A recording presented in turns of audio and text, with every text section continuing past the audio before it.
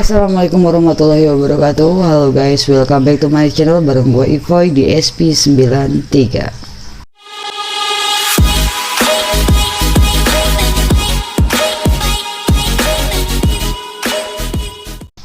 Oke guys, pada video kali ini gue akan menampilkan kepada kalian dan memperkenalkan kepada kalian beraneka ragam makhluk halus atau hantu-hantu yang ada di Indonesia. Kenapa gua akan memperkenalkan hantu-hantu yang ada di Indonesia? Karena seperti yang kita ketahui, dari sekian banyak negara di dunia, hanya Indonesia yang mempunyai populasi hantu terbesar dan terbanyak. Berbeda dengan negara-negara lain, di mana negara-negara lain hanya memiliki beberapa hantu seperti palak, zombie, Dracula, vampir, dan kayak gitulah yang mukanya masih plet-plet aja, nggak ada serem-seremnya. Berbeda dengan hantu di Indonesia. Di hantu di Indonesia itu banyak banget, beraneka ragam banget, dengan beberapa bentuk dan wajah yang beda-beda juga, tergantung keinginan mereka seperti apa. Dari mulai yang cantik sampai yang buruk rupa itu ada di Indonesia. Oleh karena itu gua akan memperkenalkan 10 hantu di Indonesia yang terkenal, paling terkenal di Indonesia. Gak usah lama-lama lagi, ini dia 10 hantu terseram di Indonesia. Check it out. Yang pertama ada pocong. Oke, mari kita mulai dengan hantu yang paling populer dulu. Ini adalah pocong, sosok mayat berkain kafan yang sekilas nampak seperti guling. Dan salah satu kisah yang beredar menyebutkan bahwa pocong berasal dari jasad orang yang meninggal yang lupa dibuka tali pocongnya saat penguburan. Alhasil, sebagai bentuk protes, ia pun menghantui orang-orang di sekitarnya. Salah satu keunikan dari hantu ini adalah cara berjalannya. Dia nggak berjalan, tapi dia melompat-lompat. Untuk menggambarkan wajahnya dengan banyak versi, ada yang menyebutnya bahwa pocong berwajah rata, ada yang menyebutkan bahwa wajah pocong itu hitam, atau bahkan juga ada yang menyebutkan bahwa pocong itu tidak memiliki mata, makanya dia lompat karena nggak punya mata guys. Gue sendiri nggak pernah tahu sih pocong itu seperti apa, gue belum pernah kenalan sama pocong, sorry guys. Yang kedua, sundel bolong. Nah, kita semua juga pasti sering banget nih dan gak asing dengan hantu yang satu ini. Sundel bolong adalah sosok perempuan yang digambarkan memiliki lubang di punggungnya. Cerita ini diadaptasi dari negara tetangga, yaitu Malaysia. Namun, bagaimana bisa ia bernasib seperti itu? Konon katanya, sebelum mati ia sedang hamil. Kemudian ada laki-laki yang tidak bertanggung jawab yang memperkosanya hingga mati. Bayi yang ia kandung berubah menjadi hantu, yaitu tuyul.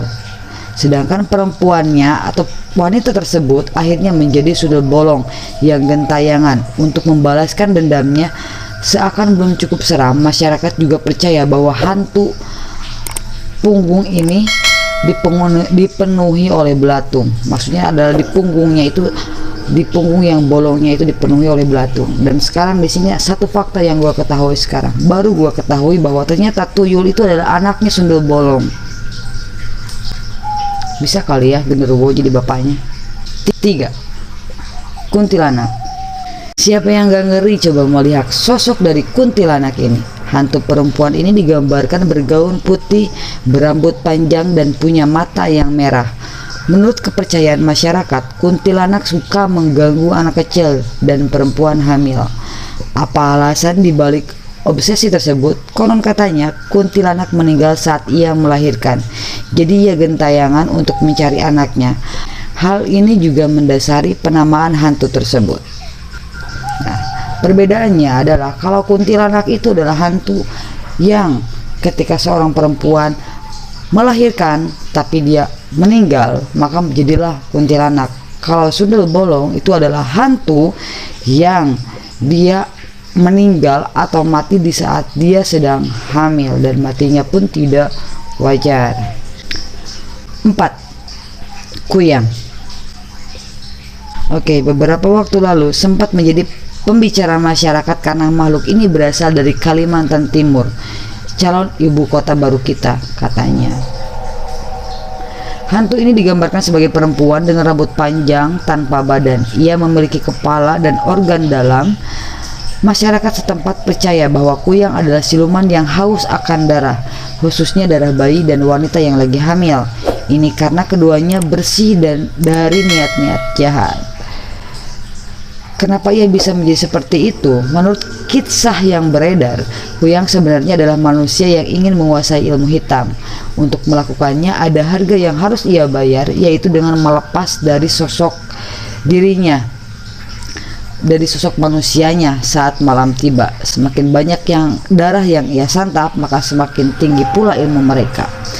Jadi kesimpulannya adalah untuk kuyang ini, banyak cerita yang beredar bahwa kuyang ini sebetulnya adalah makhluk biasa, manusia biasa, di mana dia akan berubah pada malam hari, yaitu melepaskan organ tubuh dan kepalanya dari raganya untuk menghisap darah dari bayi atau wanita hamil. Semakin banyak darah yang dia hisap, maka akan semakin tinggi juga ilmu yang dia dapat. 5. Leak. Kepercayaan akan hantu ini banyak beredar di wilayah Bali dan sekitarnya. Leak diyakini sebagai penyihir jahat. Jadi sebenarnya mereka adalah manusia, tapi memiliki ilmu supranatural yang tinggi. Di siang hari Leak berwujud manusia normal, namun di malam hari ia keluar dari sosok manusianya untuk merampas organ tubuh demi kebersihan ramuan sihirnya. Masyarakat setempat percaya bahwa Leak dapat berubah menjadi sosok lain, misalnya kera, harimau, ataupun babi. Semakin banyak pengorbanan yang dilakukan, semakin sakti pula mereka. 6. Genderuwo. Oke, akhirnya kita bertemu dengan hantu berjenis kelamin laki-laki. Karena dari tadi perasaan hantunya perempuan terus ya guys. Hantu ini berjenis kelamin laki-laki. Ia adalah genderuwo.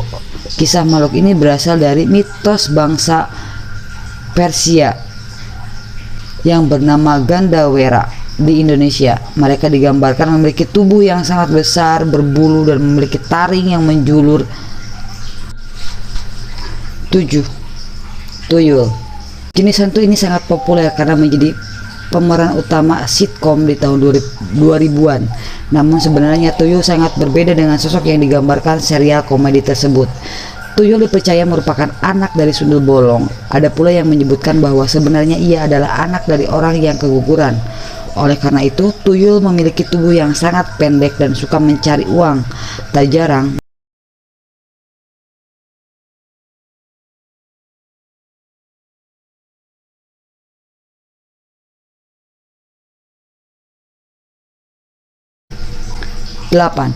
Wewe Gombel.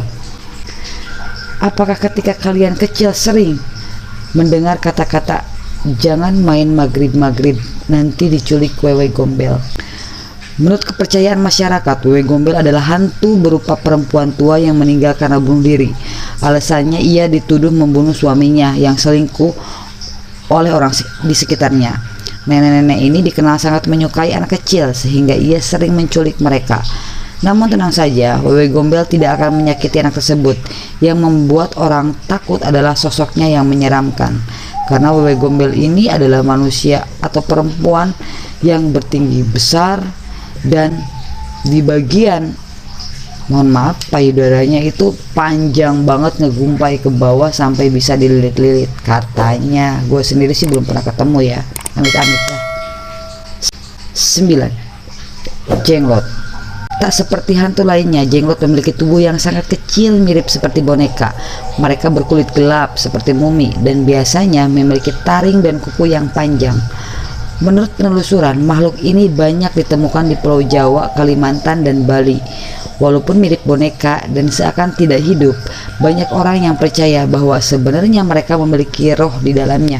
Anggapan itu muncul karena banyak orang yang menyebut bahwa rambut, kuku, dan taring jenglot terus tumbuh.